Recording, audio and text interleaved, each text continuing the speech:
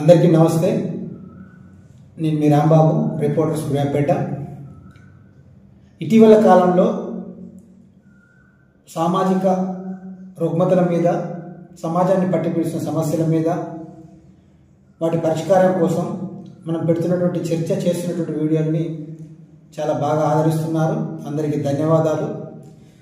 ప్రతి ఒక్క సమాజంలో జరిగే విషయాల మీద ఈ సమాజంలో చర్చ జరగాలి. విద్య, వైద్యము, సామాజిక రుగ్మతల మీద ఈ చర్చ జరగాలంటే మీరు ఖచ్చితంగా IR10 టీవీని సబ్స్క్రైబ్ చేసుకోండి. ఇది మరింత మందికి చేరువవుతుంది. ఈ వీడియోలు చర్చ జరుగుతుంది. సామాజిక రుగ్మతలు విడిపోయేటటువంటి ఆస్కారం ఉన్నది.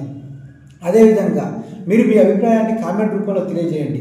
వీడియోని లైక్ చేయడం, షేర్ చేయడం వల్ల ఈ వీడియోలు చాలా మందికి చేరి చర్చ జరుగుతుంది. మన వ్యక్తిగత విషయాల గురించి నేను మాట్లాడదలుచుకోలేదు. కేవలం సమాజంలో జరుగుతున్న అన్యాయాల గురించి, సమాజాన్ని పట్టిపిడుస్తున్న సమస్యల గురించి మనం ఈ ప్రపంచానికి వెలుగెత్తి చాటాలి, దాని మీద చర్చ పెట్టే విధంగా చేయాలని. కాబట్టి మీరందరూ కూడా తప్పకుండా ఛానల్ని సబ్స్క్రైబ్ చేసుకొని ఆదరిస్తారు. అదేవిధంగా మీ అభిప్రాయాన్ని కామెంట్ రూపంలో తెలియజేస్తారని చెప్పి ఆశిస్తున్నాను. కామంతో ఒళ్ళు కొవ్వెక్కి తమ సుఖాలకు అడ్డు వస్తున్నారన్న కారణంతో కడుపున పుట్టిన కన్నబిడ్డను కూడా కర్కశంగా చంపుకున్నటువంటి తల్లుల్ని మనం చూసాం ఇటీవల కాలంలో. అదేవిధంగా ఆర్థిక ఇబ్బందులతోటో లేకపోతే భార్యాభర్తల మధ్య తగాదాలతోటో పుట్టిన పిల్లలు అడ్డుగా ఉన్నారు అని చెప్పి వాళ్ళని కూడా చంపి తాము కూడా ఆత్మహత్య చేసుకున్నటువంటి తల్లులు కూడా ఈ సమాజంలో మనం చూసాం. కానీ తమ కడుపున పుట్టకపోయినప్పుడు కూడా తమకు పిల్లలు లేనటువంటి లోటును తీర్చుకోవడం కోసం చట్టాల మీద అవగాహన లేకుండా దత్తత తీసుకొని తర్వాత వాళ్ళు దూరమైనప్పుడు పడినటువంటి రోదన చాలా కలిచివేసే విధంగా హృదయ విదారకంగా ఉన్నది. ఈ ప్రస్తుతానికి ఒక వీడియో చూడండి.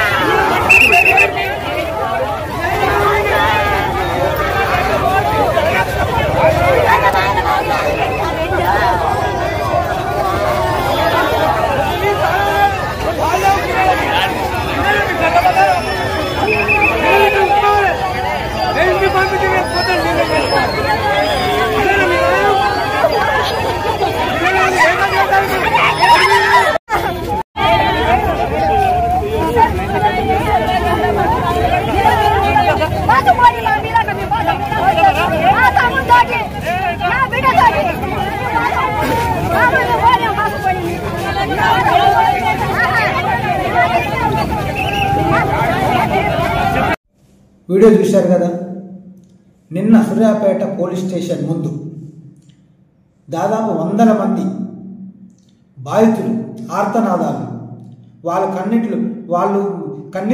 కార్చేటటువంటి కన్నీటి చుక్కలు అక్కడ ఉన్నటువంటి మీడియా ప్రతినిధులందరూ కూడా కళ్ళు చెమర్చే విధంగా చేసింది.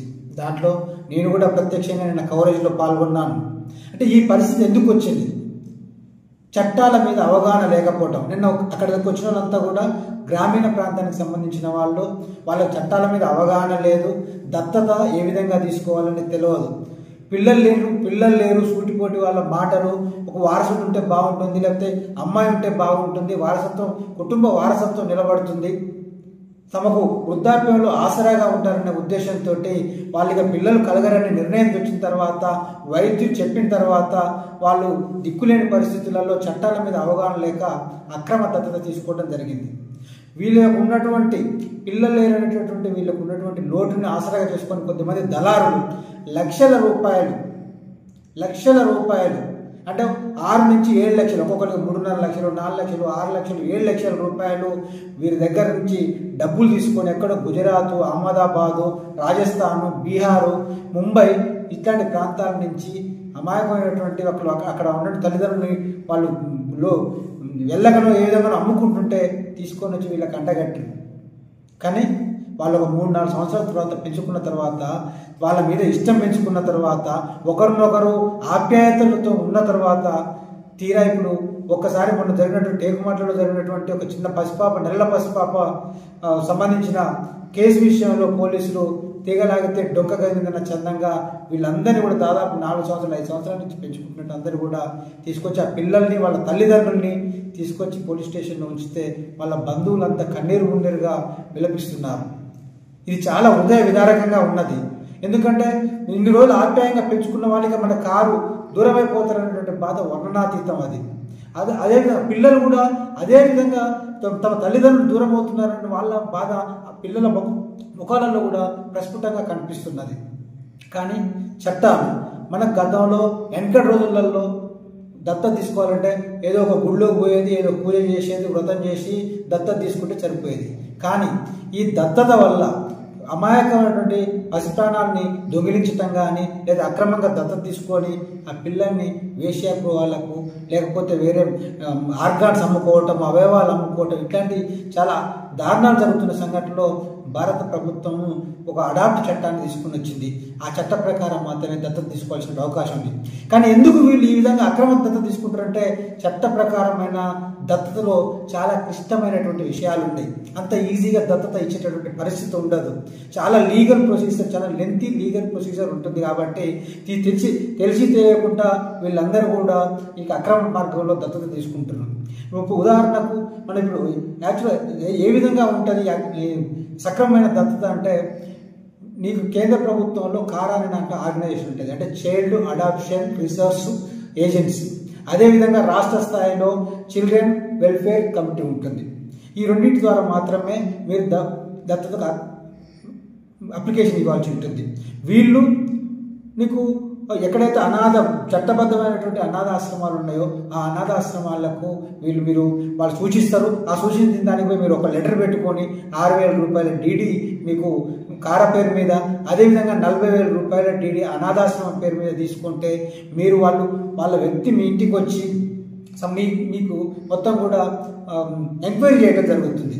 అంటే ఆ ఎంక్వైరీ ఏ విధంగా ఉంటుందంటే, మీ ఆర్థిక పరిస్థితి ఏంటి, సామాజిక పరిస్థితి ఏంటి, మీ యొక్క శారీరక పరిస్థితి ఏంటి, మీకు ఏమైనా మానసిక వైకల్యం ఉన్నదా, శారీరక వైకల్యం ఉన్నదా, మీ ఆస్తిపాస్తులు ఏ విధంగా ఉన్నాయి, మీకు అప్పులు ఎన్ని ఉన్నాయి, ప్రతి ఒక్కరు కూడా ఎంక్వైరీ చేసి మీరు సూటబుల్ పర్సన్ అనుకుంటే మాత్రమే ఈ దత్తత వాళ్ళు ఓకే చెప్పడం జరుగుతుంది.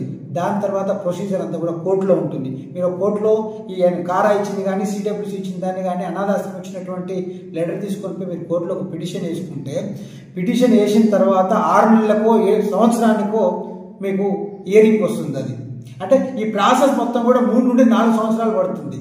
ఒక్కొక్కరు మీరు అప్లికేషన్ పెట్టుకున్న దగ్గర నుంచి పిల్లలు ఆ దత్తత తీసుకున్న వాళ్ళ చేతికి రావాలంటే ఇంత లెంతీ ప్రాసెస్ ఉంటుంది.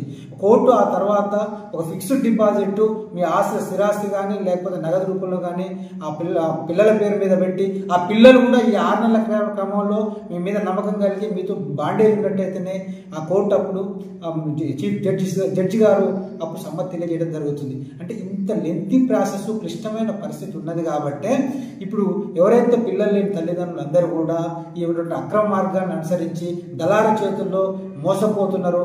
నిన్న దాదాపు 23 మంది పిల్లల్ని వాళ్ళు 10 మంది నిందితులు నీకు ఎక్కడో వేరే రాష్ట్రం నుంచి తీసుకొని వచ్చి ఇక్కడ అమాయకమైనటువంటి తల్లిదండ్రులకు అంటగట్టిర్రు. వాళ్ళు తమ సొంత బిడ్డల కంటే ఎక్కువగా, కన్నవారి కంటే ఎక్కువగా కూడా సాదుకున్నారు, ఆప్యాయంగా ముద్దుగా పెంచుకున్నారు. తీరా బయటపడేసరికి వాళ్ళకు తీసుకొచ్చుకున్న పిల్లలు దూరం అయిపోతున్నారు.